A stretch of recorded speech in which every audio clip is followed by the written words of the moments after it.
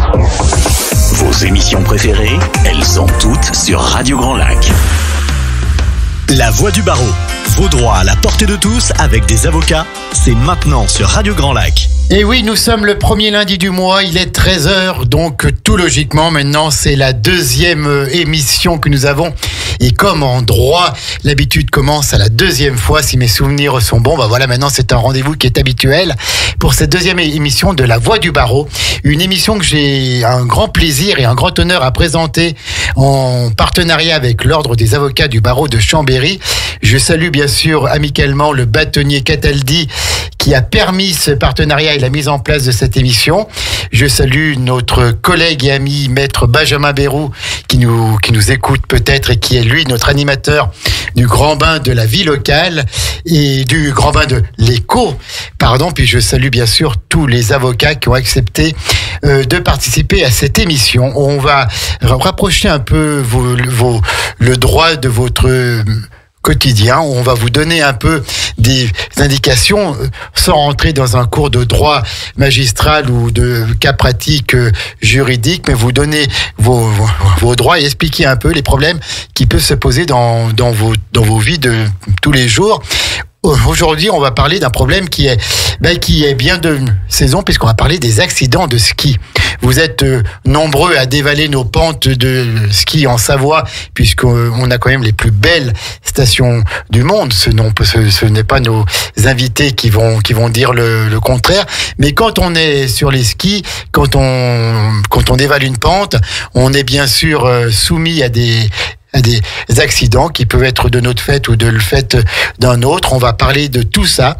On va parler de l'indemnisation. On va parler qu'est-ce qui se passe avant l'accident quand on prévoit d'aller au ski dans nos belles stations. Puis ensuite, une fois que l'accident est arrivé. Alors pour en parler, j'ai deux éminents avocats de l'Ordre du barreau de Chambéry. On va commencer tout spécialement par monsieur.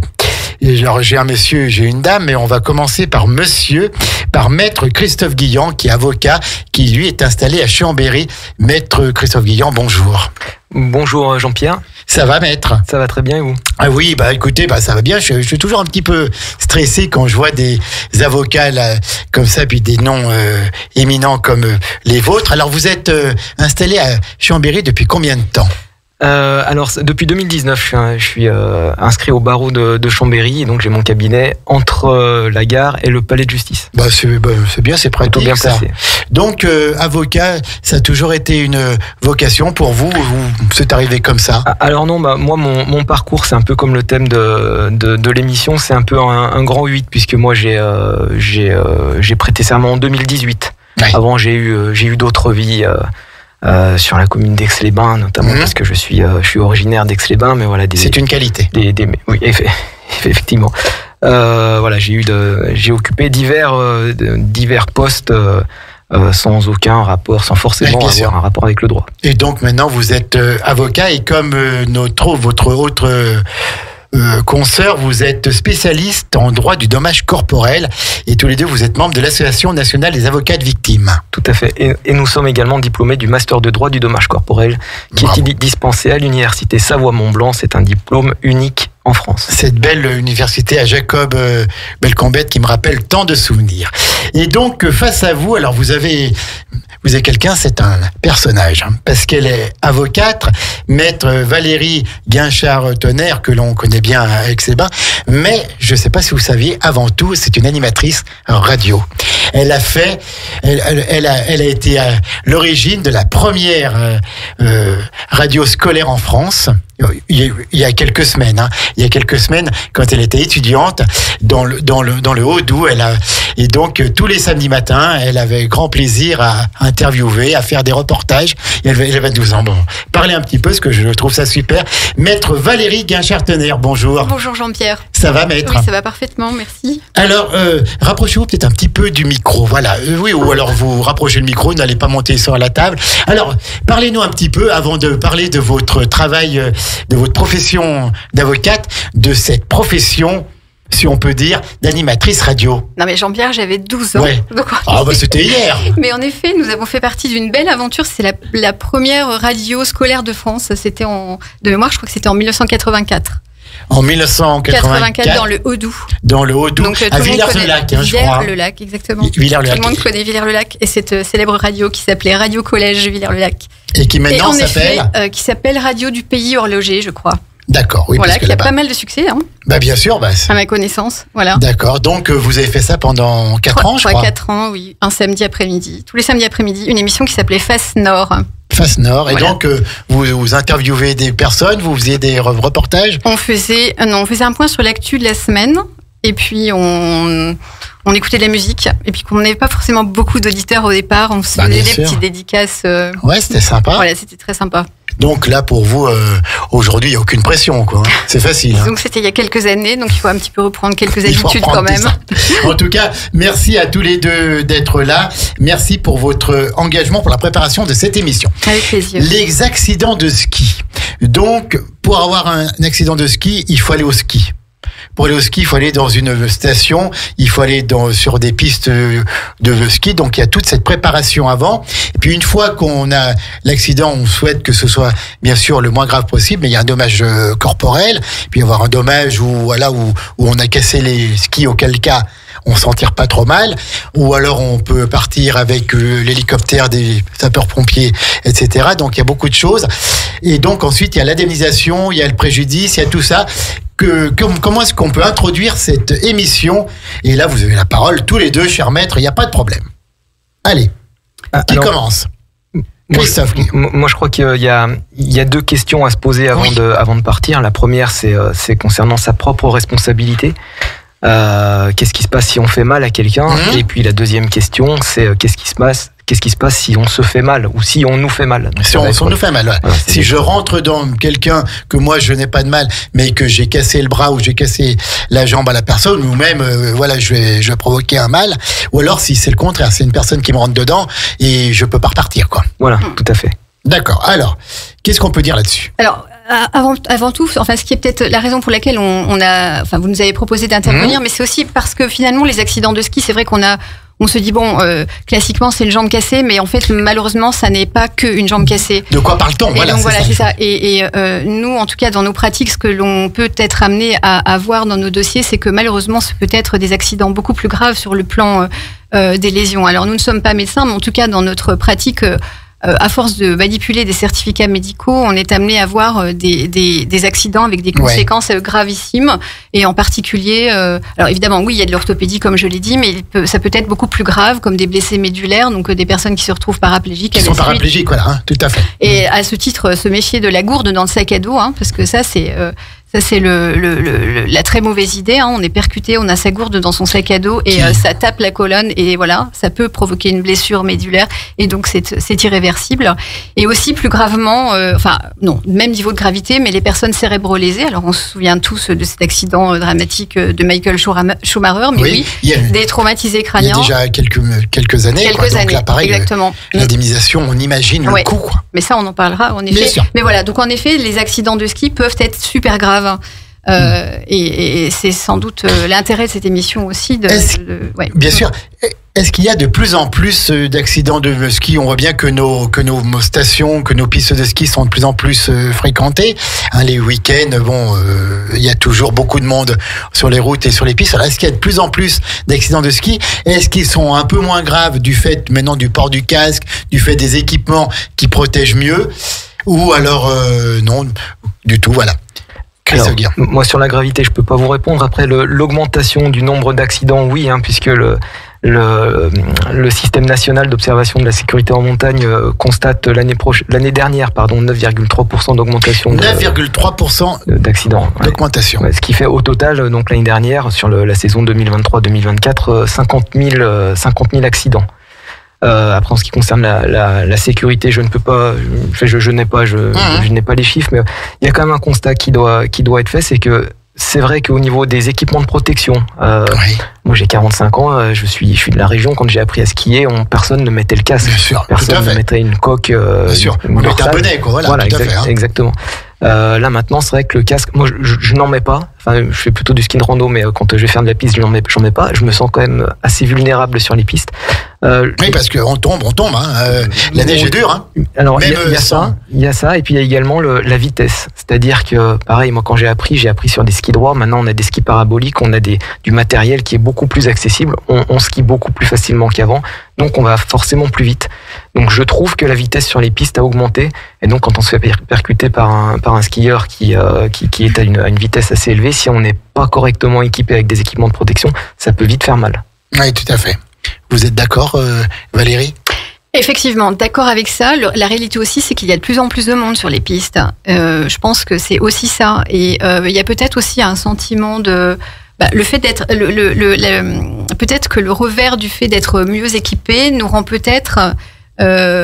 invincible, hein, et qui peut ça c'est une hypothèse, hein, mais en tout cas c'est un peu le cas aussi des voitures, hein, où maintenant les voitures avec les airbags on se sent plus sûr, et donc on va plus vite alors qu'avant. Avec des pratiques moins prudentes, en tout cas des gens qui vont plus vite, qui maîtrisent pas nécessairement leur vitesse, et oui, peut-être qu'ils se sentent à tort mieux protégés. Alors, quelles sont les lésions les plus fréquentes? Vous parliez tout à l'heure, donc ça peut aller jusqu'à être paraplégique, ça peut aller jusqu'à la mort, hein, il faut bien le dire. Oui.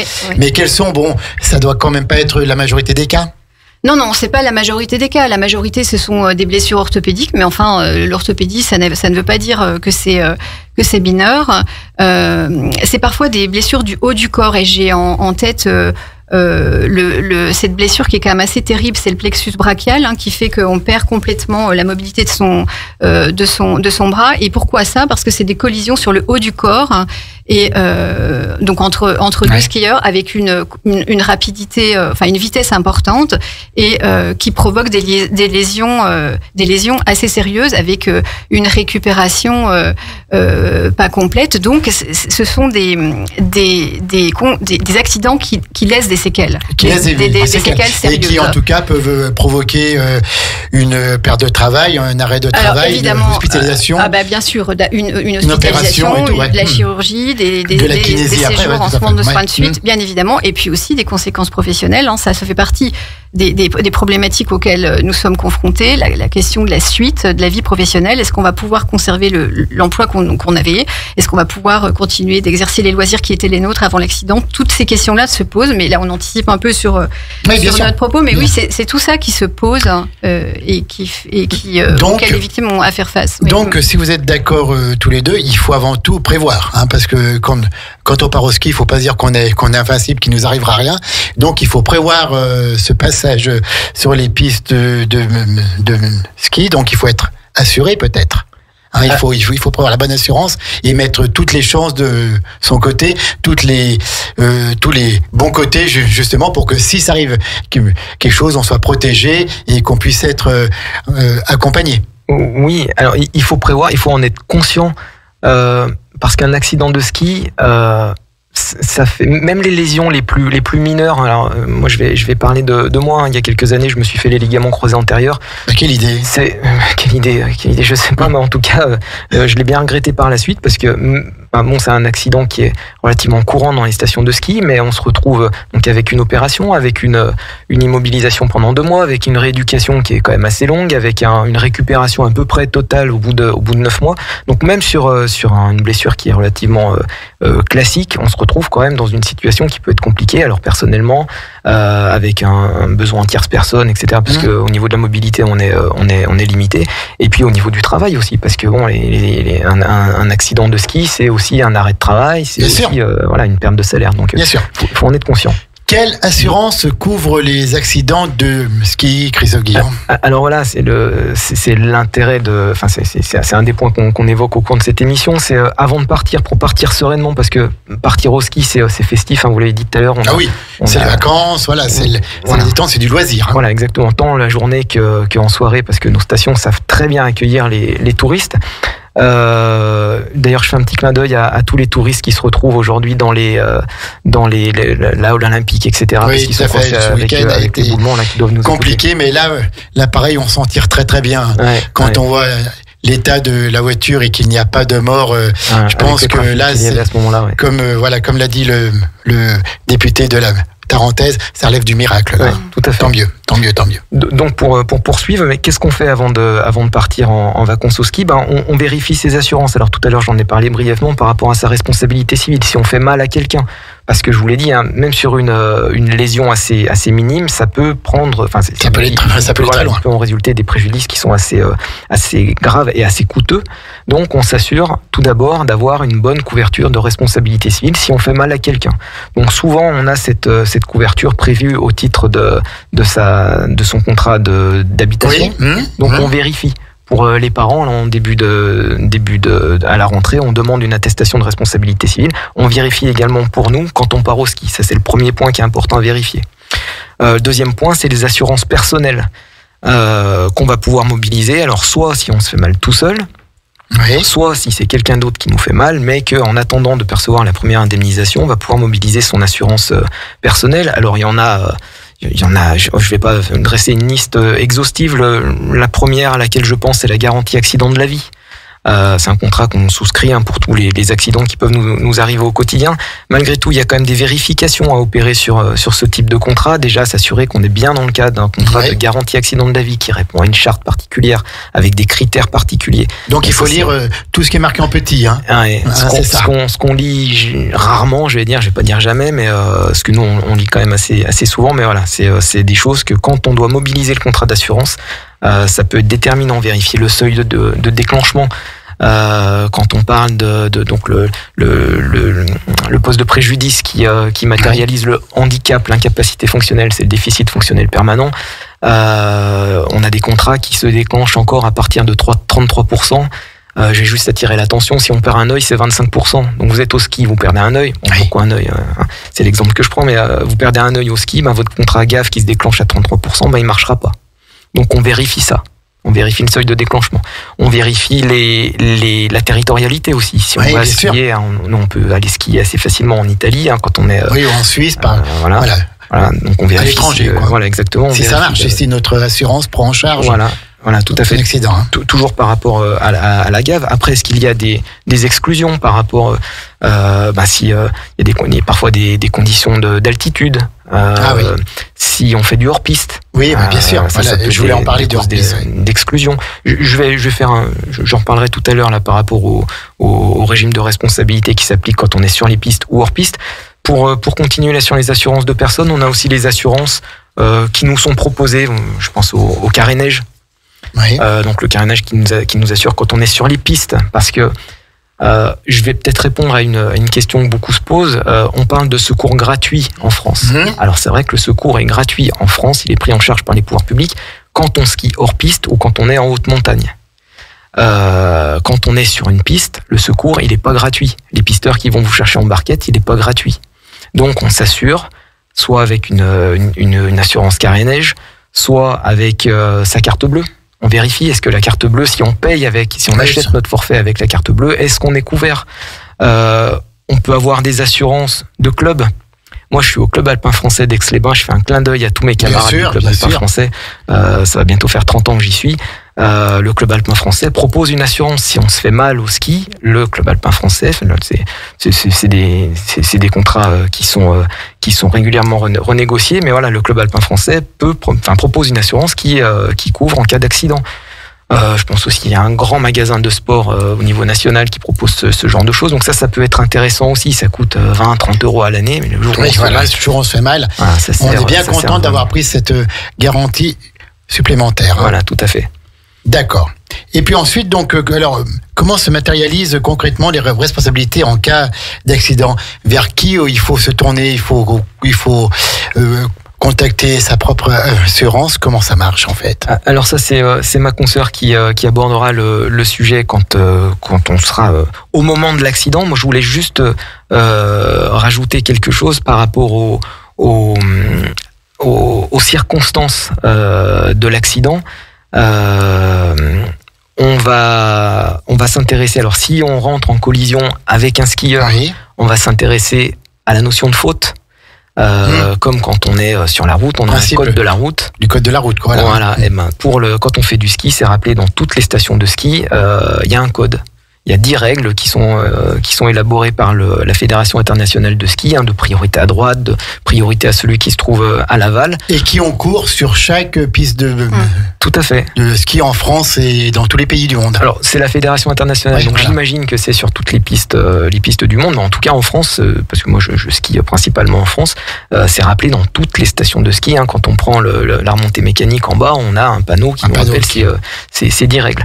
Donc voilà, on va s'intéresser à ça si on rentre en collision avec quelqu'un, si on rentre en collision avec une chose. Alors, je pense, tout à l'heure on en parlait en préparant l'émission, là, au ski qui dévale la pente, au ski de Gérard Jugnot. Là, oui, dans les bronzés fond du ski, le ski qui glisse seul, quoi. Voilà, tout à fait. Donc, on va s'intéresser à qui est le gardien. Ça, c'est une notion de droit. Le gardien, c'est le fait d'avoir le contrôle, l'usage et la direction de la chose. Donc, c'est pas forcément le propriétaire. Pour ceux qui peuvent penser que c'est le loueur de ski qui va être responsable. Non, c'est celui qui utilise le ski qui va être responsable, qui est gardien de sa chose.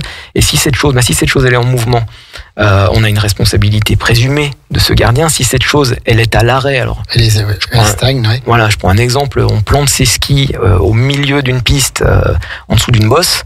Là, déjà, c'est pas très normal d'avoir fait ça. Voilà. Donc, on a une position tout anormale. Tout peut être possible en droit. Voilà, tout à fait. Donc, donc là, dans ce cas-là, le gardien, celui à qui se sert de ses skis sera tenu responsable. Et donc, c'est la même chose aussi si on a par exemple un chien avec soi, que le chien court. Pareil, c'est une chose que l'on a sous sa garde.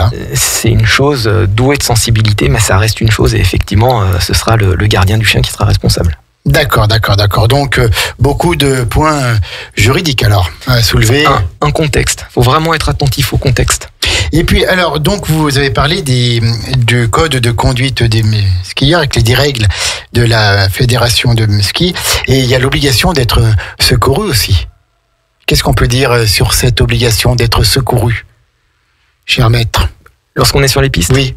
Alors, on a une obligation d'être secouru. On a, dans ces 10 règles, lorsque l'on est skieur et que l'on est à côté d'un accident, on a l'obligation de porter secours aussi. Oui. Sinon, il y a non-assistance à la personne en danger. Tout à fait. Donc ça, bien évidemment, c'est la base et je pense que tous vos auditeurs seront d'accord. Si on voit quelqu'un victime d'un accident, on va lui porter secours. C'est encore mieux si on a notre diplôme de secouriste, quoi.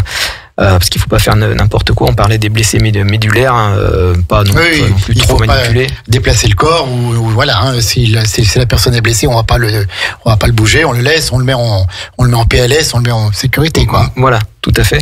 Après, se posera la question de qui va payer les secours. Donc ça, c'est ce que je vous disais tout à l'heure. Donc là, c'est les assurances qui vont se mettre en contact si effectivement les personnes sont bien assurées. Exactement. Au niveau des stations de ski, est-ce qu'une station de ski peut être responsable en cas d'accident? Alors, on pense bien sûr, c'est tout bête, à la plaque de verglas avant d'accéder à la piste, et puis on glisse dessus, on tombe, ou alors une piste qui est mal balisée, qui a mal été damée, etc. Est-ce qu'il y a une responsabilité de la station, de la collectivité ou de la société qui exploite les pistes? Alors là, on va distinguer obligation de sécurité de moyens ou obligation de sécurité de résultat. Voilà. Vous parliez de la plaque de verglas. On va rester sur le principe de situation anormale. Si on a une plaque de verglas qui n'est pas signalée alors qu'on se retrouve à un croisement ou quoi que ce soit. Et puis un 15 janvier à 2000 mètres, c'est quasiment normal aussi, quoi. Voilà, effectivement. Si on est sur un croisement où il y a beaucoup de monde, la station doit, tenue à cette obligation de sécurité de moyens, doit matérialiser. Pareil sur les pylônes. Vous avez certainement marqué, tous les pylônes, on a des matelas général orange qui font 30 ou 50 cm d'épais pour pouvoir prévenir les chutes. Amortir les chocs. Voilà, c'est ça. Donc là, effectivement, si on se prend un pylône qui n'est pas protégé, oui, la responsabilité de la station pourra être engagée. Il y a aussi la question des remontées mécaniques. Une remontée mécanique, c'est un moyen de transport. Oui, d'accord. Quand on se trouve embarqué dans ce moyen de transport, il y a une obligation de sécurité, de résultat. Il ne peut rien nous arriver quand on est embarqué sur une remontée mécanique, un télésiège, une télécabine. Donc là, on pense encore à Jean-Claude Duss qui est bloqué sur son télésiège en pleine nuit. Quand te reverrai-je, voilà, tout à fait. Donc oui, ça normalement c'est pas normal. Hein. Ah bah non, ça doit pas. Non, bien sûr que non, ça doit pas. Ça ne doit pas arriver. D'ailleurs, si je me souviens bien, c'était une inattention tout à fait. du saisonnier qui s'occupait de la remontée. Qui est un tout et qui donne juste un petit coup d'œil et qui ne voit pas qu'il y a le pauvre Jean-Claude Duss. Voilà. Donc oui, c'est une obligation d'entretenir, que ce soit en fonctionnement, en bonne marche et que ce soit dans les règles de sécurité absolue. Donc, voilà, tout à fait. La vitesse, moi je me rappelle de vidéos qui ont fait le buzz là, sur internet de télésièges qui arrivaient très vite, qui repartaient très vite, qui embarquaient les gens. Bon ben voilà, là c'est pas admissible. C'est assez logique de considérer la responsabilité de la station dans ce cas-là, qui met à disposition un équipement. Cet équipement doit marcher. Et je précise peut-être, si à toute fin utile, c'est une responsabilité contractuelle, puisque avec la station, on a une relation contractuelle à partir du moment où on achète un forfait. On achète un forfait, donc voilà. on est lié en contrat avec la station, et donc tout doit bien se passer pour les deux parties. Exactement. D'accord, écoutez, merci beaucoup. Il est déjà 13h26, donc on va marquer une pause musicale, et j'en ai un qui est tout content parce qu'il a fini sa partie. Non, on reviendra après. Ce sera un plaisir d'intervenir. Et puis ensuite, bien sûr, donc on va parler une fois que l'accident a eu lieu, donc pour mettre en place les indemnisations, etc. On a encore plein de choses à savoir. On est dans la Voix du barreau, toujours en direct avec l'ordre des avocats du barreau de Chambéry, toujours avec Valérie Guinchard-Tonnerre et Christophe Guillan. On se retrouve dans quelques petites minutes. On va marquer une pause musicale avec Lara Fabian. C'est parti. Au cœur de la vie locale, à Aix-les-Bains, Chambéry et autour du lac du Bourget, Radio Grand Lac. La Voix du barreau, vos droits à la portée de tous avec des avocats, c'est maintenant sur Radio Grand Lac. De retour dans cette émission, la deuxième, La Voix du barreau, donc vos droits à la portée de tous, grâce aux avocats du barreau de Chambéry qui ont bien voulu accepter de faire cette émission sur Radio Grand Lac. On en est vraiment honorés. Je salue encore une fois le bâtonnier Daniel Cataldi, amicalement, pour la mise en place de ce partenariat, de cette belle émission. C'est tous les premiers lundis du mois à 13h, c'est facile, on s'en souvient. Aujourd'hui, on parle toujours des accidents de ski. On a eu dans une première partie l'excellente intervention de maître Christophe Guillan, qui est spécialiste lui aussi en droit du dommage corporel, de même que sa consoeur Valérie Guinchard-Tonnerre qui est avec nous aujourd'hui. Et donc voilà, on ne parle pas de sa précédente vie d'animatrice radio. Et donc, elle va nous parler maintenant de ce qui se passe une fois que l'accident a eu lieu. On a bien compris que l'accident pouvait avoir deux tournures, soit je tombe seul sans l'intervention d'une tierce personne, je chute, je me fais mal, et ben mon assurance est quand même en jeu. Je rentre dans quelqu'un, je fais mal à quelqu'un, je me fais mal aussi ou pas, ou alors quelqu'un me rentre dedans avec des conséquences qui peuvent être graves, qui peuvent être tragiques. Et donc maintenant, Valérie Guinchard-Tonnerre va nous parler un peu de cette suite et de ce qui peut se passer une fois que l'accident a eu lieu. Oui, Jean-Pierre, alors l'accident a eu lieu, donc il y a un certain nombre de réflexes à avoir. Alors je voudrais juste revenir un petit peu en arrière sur « je me blesse seul ». Donc en effet, je me blesse seul, ça ne veut pas dire qu'il ne va rien se passer pour moi sur le plan d'indemnisation si vous avez été bien assuré. Et donc en effet, mon confrère Maître Guillan vous a exposé toutes les garanties dont on peut éventuellement disposer. J'aimerais juste réinsister parce que c'est quand même important, oui, bien sûr, sur ce contrat qui peut être bien utile, qui est ce contrat GAV dont Maître Guillan vous a parlé, garantie accident de la vie. Et j'insiste sur cet acronyme. Alors, on ne travaille pas pour les compagnies d'assurance, hein. On ne vend pas de contrat, mais n'empêche que je pense que c'est vraiment important pour tous ceux qui nous écoutent de veiller à en disposer. Il y a une forêt de contrats et c'est parfois difficile de s'y retrouver. Et alors, nous, on commence à connaître les différents contrats qui existent et peut-être on peut vous éclairer en tout cas sur le contrat qui sera le meilleur pour vous si vous vous blessez seul. Et c'est pas seulement dans l'hypothèse d'un accident de ski, mais c'est tous les accidents de la vie privée. Et c'est quand même important et je pense que ça peut être bien utile d'en disposer. Alors, ceci étant, donc l'accident a eu lieu et donc il s'agit d'agir. Alors, le premier réflexe qu'il faut avoir, c'est rassembler des preuves, puisque en droit et comme dans beaucoup de domaines, tout ce qui est déclaratif ne vaut pas grand-chose. Dire que voilà, un tel m'est rentré dedans, c'est une chose, mais en tout cas, encore faut-il pouvoir le prouver. Donc, première chose, bon, évidemment garder son calme et puis collecter les informations autour de soi. Donc, si des personnes ont été témoins de l'accident, prendre leurs coordonnées. Évidemment, éventuellement prendre des photos des lieux pour avoir une idée de la situation de la piste. S'il y a des anormalités potentielles, des photos ne sont pas inutiles. Et les attestations de témoins seront parfaitement éclairante en tout cas. On parle bien sûr de ça une fois que les secours sont là. Oui, alors évidemment, ça va de soi. Là, une fois que la personne est secourue, voilà. Priorité, les secours, la sécurité, la santé. On est d'accord. Là, j'interviens. Voilà, après. Je suis sur la partie strictement juridique et donc il s'agit de préparer la suite. Et la première préparation, c'est elle est de nature probatoire, collecter des preuves. Le deuxième bon réflexe, et c'est pas nécessairement celui qu'on peut avoir, c'est s'entourer de bons professionnels. Et qu'est-ce que ça veut dire que s'entourer de bons professionnels? Parce que, alors, bon, la plupart du temps, les accidents sont peu graves, mais comme on vous l'a dit tout à l'heure, malheureusement, ces accidents peuvent être particulièrement graves. Oui, et des conséquences importantes. Exactement, avec des conséquences lourdes dont on ne prend pas nécessairement la mesure au moment où l'accident intervient, et c'est pour ça qu'il est important de prendre attache avec ceux qui connaissent, ceux qui pourront conseiller, accompagner. Et je précise que Google n'est pas un bon professionnel. Ah bon? Ni ChatGPT. Comment? Ni ChatGPT. C'est vrai? Ah oui. Ils sont pas bons pour ça. Ils sont peut-être bons pour certaines choses, mais en tout cas pas pour ce qui est d'accompagner des victimes d'accidents en général et d'accidents de ski en particulier. En effet, là, vous avez un accident de ski, probablement que vous allez recevoir un courrier de l'assurance ou de votre assurance ou de l'assurance du tiers qui vous a percuté. Et c'est vrai que ce courrier va vous sembler particulièrement bienveillant et vous allez peut-être vous sentir en confiance et vous dire qu'on peut rester sur ces rails-là et s'engager sur le processus seul. Eh bien, ça n'est pas une bonne idée. Parce que en réalité, le parcours d'indemnisation est particulièrement technique et que, qu'il faut être accompagné. Oui, c'est nécessaire. Donc, accompagner, qu'est-ce que ça veut dire?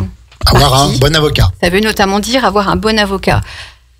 Alors évidemment, avocat, on a bien conscience que quand on dit prendre un avocat, ça peut faire peur et on peut s'imaginer que vous vous dites, mais moi en réalité je déteste le conflit, j'ai pas l'intention de me retrouver devant un tribunal. J'ai pas de temps à perdre. J'ai pas de temps à perdre, j'ai pas nécessairement beaucoup d'argent à dépenser dans une procédure. Ça peut être toutes les pensées bien légitimes d'ailleurs qui traversent l'esprit des victimes. Et je dois dire, c'est vrai que la première chose à laquelle on pense quand on est victime, c'est quand même de récupérer et de s'en sortir et de retrouver sa santé. Et on n'a pas nécessairement en tête cette idée de s'attacher les services de professionnels. Mais comme je vous l'ai dit, ce parcours est hautement technique, parfois semé d'embûches, et c'est pour ça que nous sommes là. Alors, nous sommes là, nous, avocats spécialistes, là aussi, j'insiste, c'est important de s'entourer de confrères qui ont cette spécialité en droit du dommage corporel. Parce qu'on est aguerri, parce qu'on ne fait que ça. Et ça revient un peu à ce que l'on disait lors de la première mission. Maintenant, il y a presque une obligation de spécialisation pour les avocats. Il y a tellement de dossiers, c'est tellement complexe. C'est ce qu'on parlait avec Maître Cataldi, Maître Joly et Maître Cochet et Maître Bérossi. Chaque avocat tend à se spécialiser dans un domaine. Mais exactement, parce qu'on peut pas être... Enfin, je ne crois pas qu'on puisse être bon partout. On peut pas, peux pas tout connaître, voilà. Exactement, et je pense que c'est un gage de sécurité pour les justiciables que de se dire qu'ils se sont entourés des services d'un avocat dont c'est la spécialité. Donc c'est vrai que moi, si vous me demandez de m'occuper d'un divorce ou d'un problème de servitude, je ne sais pas faire, quand bien même j'ai été à l'université, à la même faculté de droit que mes confrères. Je pourrais faire, mais je ferais mal, ou je ferais, en tout cas, je perdrais certainement trop de temps, et surtout, je ne suis pas au fait des dernières jurisprudences. Bien sûr, voilà, oui, parce que ça évolue tout le temps, exactement. Le droit évolue, les réglementations évoluent. Hein. Exactement. Et donc, nous, en tout cas, nous, les spécialistes en droit du dommage corporel, on ne fait que ça. On a une obligation de formation. On se tient à jour de tout ce qui sort en matière de jurisprudence en droit du dommage corporel. On fait partie, nous, de cette association des avocats de victimes qui fait que nous sommes, enfin, j'allais pas dire à la pointe, mais quand même, en tout cas, on a cette informé de tout, quoi. Oui, et puis cette idée qu'il nous faut faire avancer la jurisprudence. Donc on est voilà, nous sommes dedans. C'est notre quotidien, et donc c'est la raison pour laquelle on croit, enfin, je pense pouvoir dire qu'il est mieux de faire appel à des spécialistes. Une question qui est peut-être toute bête, mais peut-être les auditeurs se la posent. Je suis sur une piste de ski, on me rentre dedans, j'ai un dommage. Est-ce que je porte plainte ? Alors, quand on dit je porte plainte, on est sur le volet pénal. Voilà, je dois porter plainte contre telle personne qui m'a fait mal. C'est une question qui est toute bête, mais c'est une question qu'on nous pose tout le temps. Voilà. Est-ce qu'il faut que je porte plainte ? Mais la finalité, c'est de toute façon d'être indemnisé des conséquences de son accident, d'être reconnu en qualité de victime. Et ce dont j'ai été victime n'est pas nécessairement une infraction. Bien sûr. Donc la plainte n'est pas nécessaire pour ce qui est de la finalité, en tout cas. Oui, c'est pas non plus la peine de téléphoner aux gendarmes pour qu'ils viennent sur la piste constater, quoi. Non, alors voilà. parfois si en fonction de la gravité des accidents, par exemple un accident qui peut être spectaculaire, qui concerne des remontées mécaniques, ou comme l'accident qui a eu lieu à la fin de cette année, l'année 2024 à Val Thorens, avec la benne de la cime Caron. Alors là, évidemment, on est sur une toute autre dimension. Oui, et là, tout à fait. Là, il y a une enquête.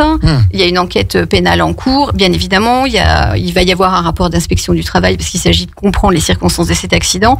Oui, donc là, c'est selon la dimension de l'accident. Voilà, je descends ma piste de ski, on coupe la route, on me rentre dedans, je tombe. Je me fais percuter. Est-ce que je dépose plainte ? Non. Enfin, en tout cas, pour ce qui concerne, vos droits, ça n'est pas nécessaire. Ce qui importe, c'est ce que je disais tout à l'heure, c'est l'épreuve.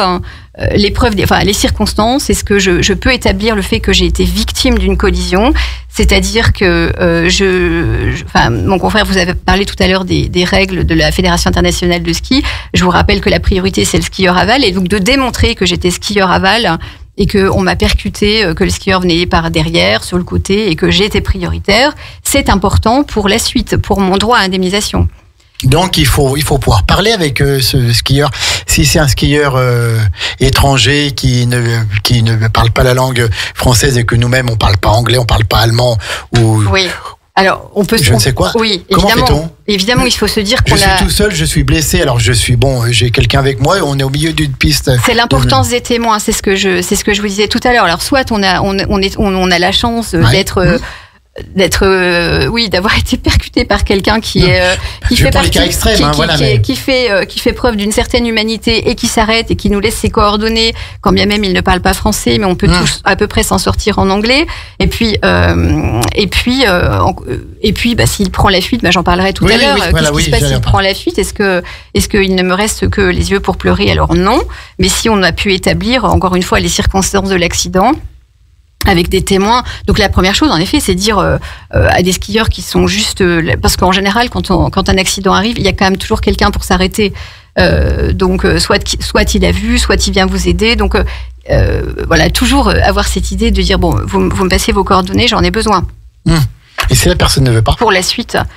Si la personne ne veut pas nous donner ses coordonnées, c'est toute la problématique. Voilà. Donc en effet, si elle n'est pas identifiée et identifiable... Alors si elle est identifiée, mais qu'elle ne laisse pas ses coordonnées... Alors... si elle est identifiée, on sait qui elle est. Si elle ne nous laisse pas ses coordonnées, et qu'on n'a pas la possibilité de savoir qui elle est, mais qu'on peut établir qu'on a été percuté par cette personne, on aura la possibilité d'être indemnisé quand même.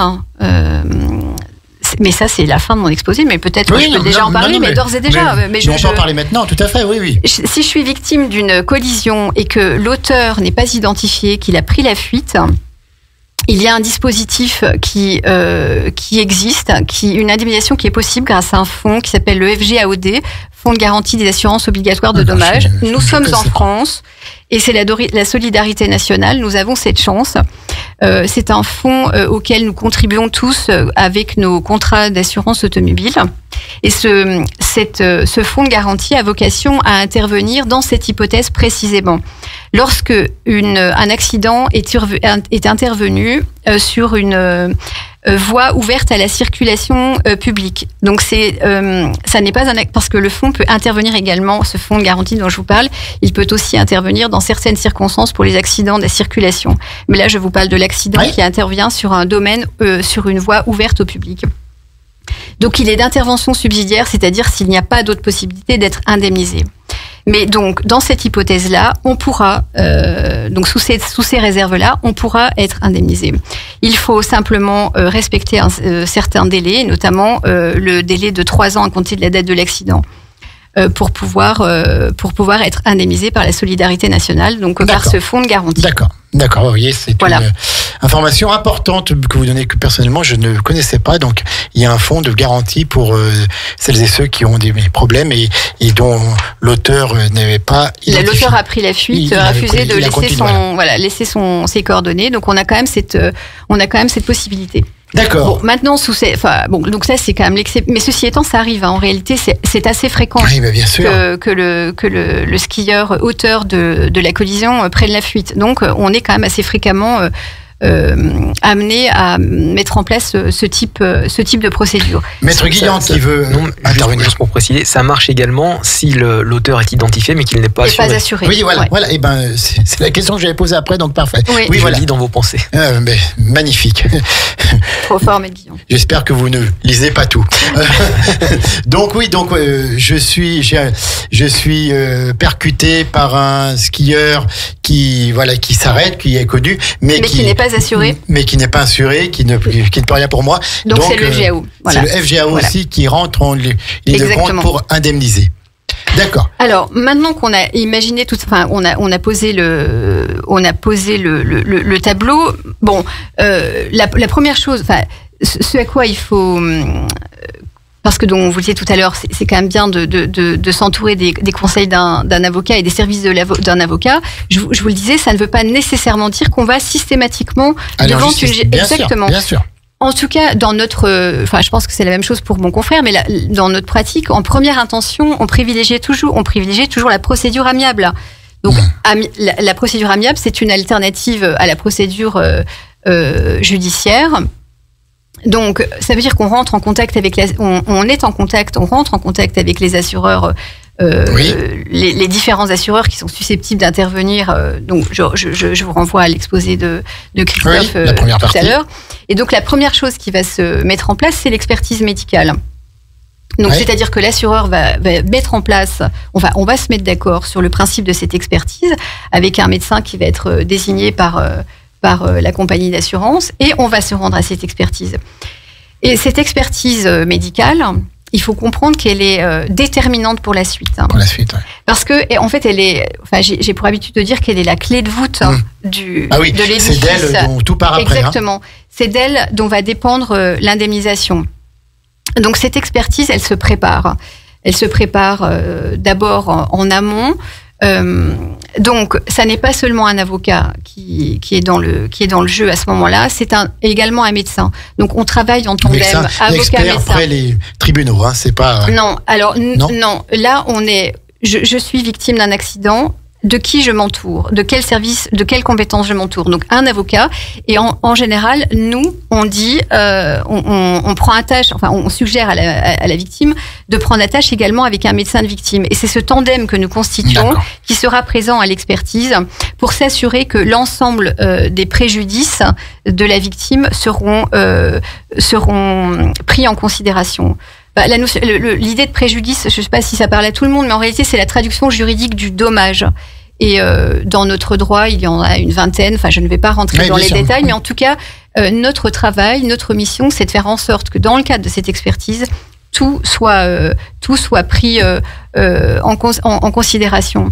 Et pourquoi j'insiste là-dessus ? Parce qu'il y a des préjudices qui sont particulièrement et âprement discutés dans le cadre des expertises. Et pourquoi ils le sont ? Parce que généralement, c'est ceux qui coûtent le plus cher aux compagnies d'assurance.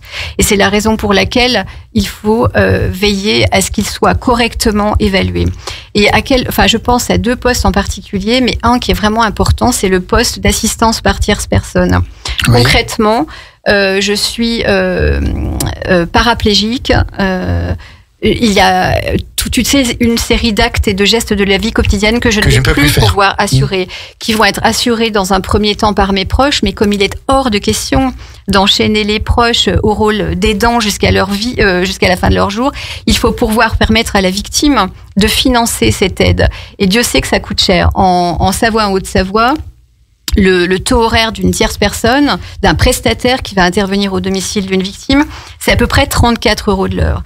Alors, si vous avez un besoin qui peut être jusqu'à 24 heures sur 24, quand on est cérébro-lésé, quand on est tétraplégique, vous imaginez ce que ça représente. Voilà, c'est faramineux. Donc, il faut veiller à ce que dans le cadre de cette expertise, le quantum, le besoin soit correctement et justement évalué. Et ça, c'est vraiment, en tout cas, c'est notre combat. Je parle de combat parce que c'est vraiment le terme, en fait. C'est vraiment permettre, dans le cadre de l'expertise, à ce que le médecin expert prenne la mesure de la dépendance de la victime à l'entourage. Oui, ou du dommage. Exactement.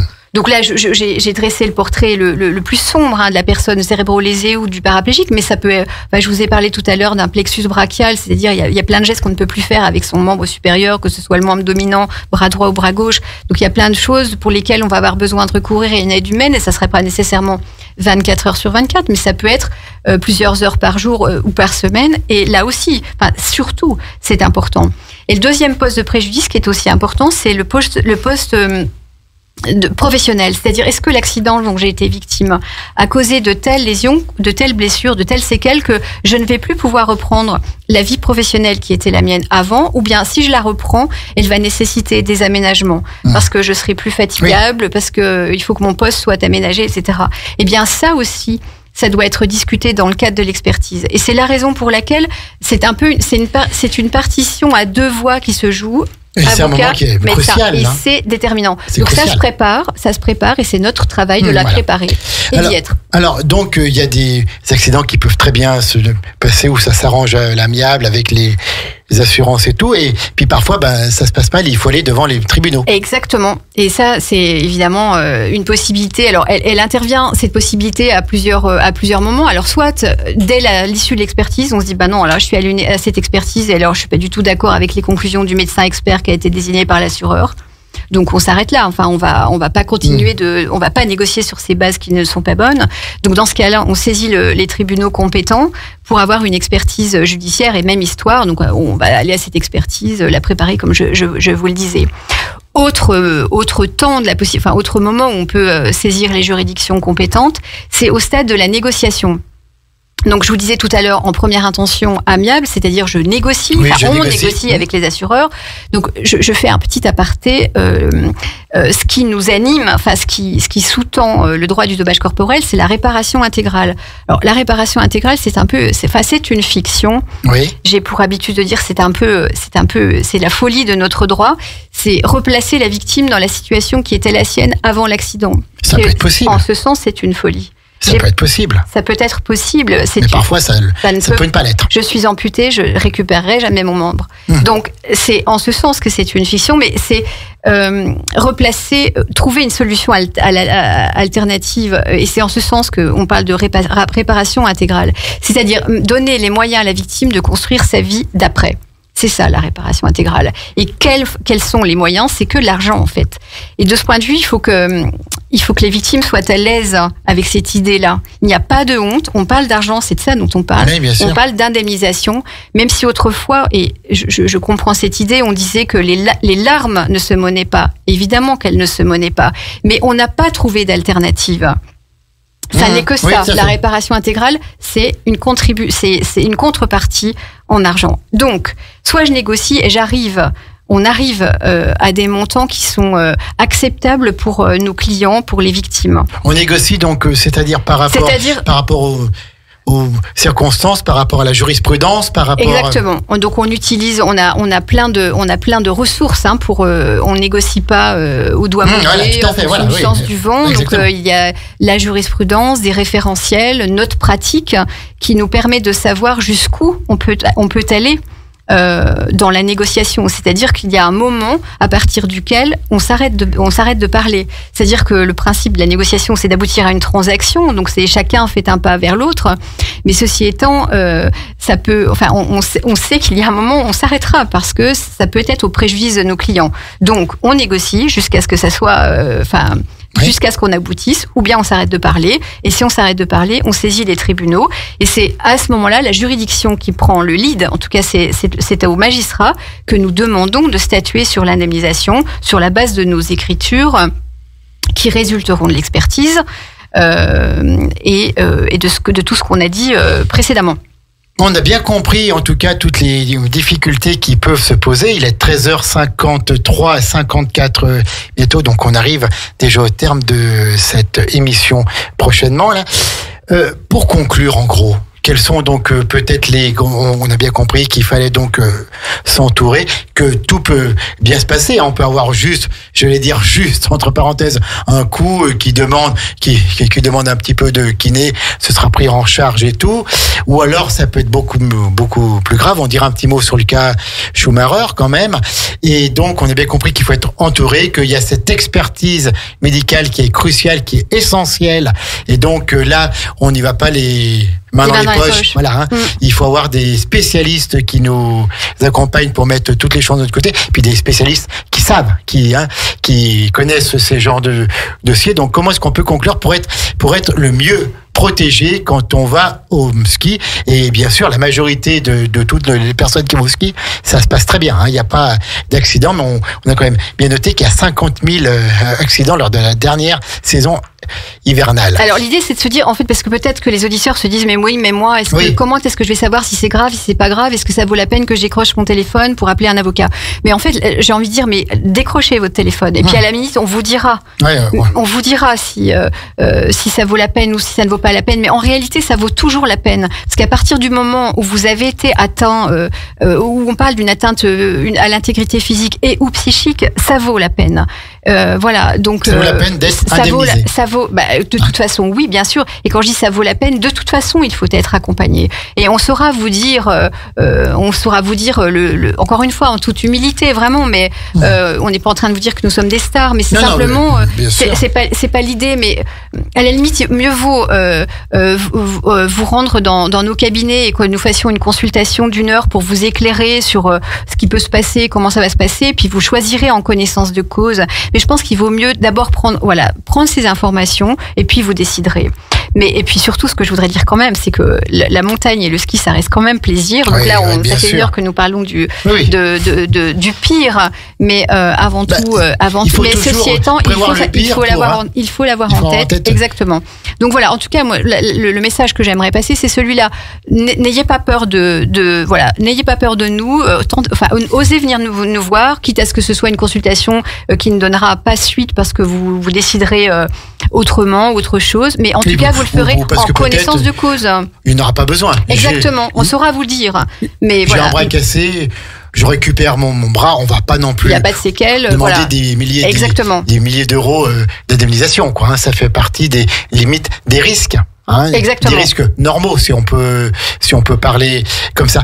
Quid du cas Schumacher, qui a marqué quand même les esprits? On a quand même une personne, alors c'est Schumacher, mais ce serait n'importe qui depuis plusieurs années est donc paraplégique et dans le coma, on ne sait pas. Je crois que il est surtout cérébralisé, mais je crois qu'en fait ça doit être un coup phénoménal là pour les. Oui, je connais pas le dossier. Ce que je sais, c'est qu'il y a eu des tentatives, il y a eu des réflexions autour de la possibilité d'engager une responsabilité, parce qu'en réalité, c'est fait mal tout seul. Michael Schumacher, il est tombé. Il y avait une bosse sur la piste, en tout cas, ou des pierres. Oui, alors justement, il y a eu un débat. Est-ce que c'était un hors-piste? Est-ce que c'était une piste de fait? Parce qu'en fait, je crois que c'était un chemin qui rejoignait une autre piste. Oui, voilà, oui. Et donc, la question... Mais en tout cas, la question... bien. Du coup, phénoménal, ensuite... Faramineux. Pour le coup, l'incidence professionnelle de Schumacher, elle est majeure. Ouais. Et on parlait du hors-piste. J'ai un accident en hors-piste. Est-ce que la personne qui m'a causé l'accident n'est pas identifiable? Est-ce que le fonds, il fonctionne, le fonds d'indemnisation, il fonctionne si on est hors-piste ou pas? Alors... Premièrement, sur le secours, vous l'avez bien compris, on est hors piste, c'est les pouvoirs publics qui vont prendre en charge. C'est les pouvoirs publics, tout à fait, oui. Après, j'avais oublié ce point-là. De la même façon, le fonds de garantie fonctionnera qu'on soit sur piste ou hors piste également. Ouais. D'accord. Donc, on peut skier hors piste alors? Il n'y a pas de risque particulier finalement? Alors, il y a quand même le risque. Si je provoque un peu là. Ouais, il y a quand même le risque d'avalanche. Après, hors piste, moi, j'ai pas vraiment de cas en tête d'un tiers responsable qui aurait causé un dommage hors piste. Hors piste, il y a de la place, le risque de collision, il est quand même limité. La situation anormale d'une chose est quand même limitée hors piste aussi. Est-ce que vous deux, dans vos carrières, vous avez eu justement des cas importants, des cas graves d'accidents de ski pour lesquels vous avez dû vous battre? Est-ce que vous pouvez nous en parler? Oui. Concrètement? Moi j'ai un cas assez triste d'un jeune qui part faire du ski hors piste avec son père. C'est une belle journée, il n'y a aucune raison pour que les choses se passent mal. Et il y a un moment donné, la qualité du manteau neigeux n'est plus la même. Alors ils sont accompagnés par un guide de haute montagne. Et ce jeune dérape et n'arrive pas à s'arrêter. Il saute une barrière rocheuse et il est paraplégique. Donc là, en fait, il s'est blessé tout seul. Oui, il s'est blessé tout seul. Donc là, c'est son assurance. Et il n'avait pas de garantie accident de la vie. Oui. Donc, on s'est posé la question de savoir s'il était possible d'engager la responsabilité du guide. C'est-à-dire, est-ce qu'il fallait emmener ce jeune? Est-ce qu'il avait le niveau requis pour être à cet endroit? Est-ce que tous les risques avaient été pris en compte? Exactement. Est-ce que tous les conseils avaient été correctement donnés? La réponse est oui. Et en réalité, le guide n'avait commis aucune faute. Et là, c'est l'hypothèse la pire pour nous. C'est-à-dire qu'on est confronté à une victime qui a été gravement blessée et on ne peut rien faire. Puisqu'il n'y a pas de responsabilité qu'on peut engager. Et par ailleurs, il n'est pas couvert comme il aurait pu l'être. Et donc, ce jeune, il est paraplégique et il ne touchera rien, en tout cas sur le plan indemnitaire. Pour assurer, pour garantir tous ces besoins dont je vous parlais il y a un instant. Ça, c'est vraiment une hypothèse. Pour nous, c'est la pire. Mais qui arrive. Qui arrive. Maître Guillaume, vous avez un cas, vous, à nous donner en quelques secondes, puisqu'il est déjà 14h? Non, alors, des cas graves d'accidents. Concrets qui parlent à nous. Non, j'en aurais pas qui serait suffisamment significatif. Un mot de la fin, tous les deux? Un petit mot pour conclure cette émission. Si vous aviez un message, le dernier message à faire passer. C'est les vacances. Profitez des vacances. Exactement. Profitez du ski. Il va faire peut-être pas trop mauvais. Il y aura sans doute de la neige.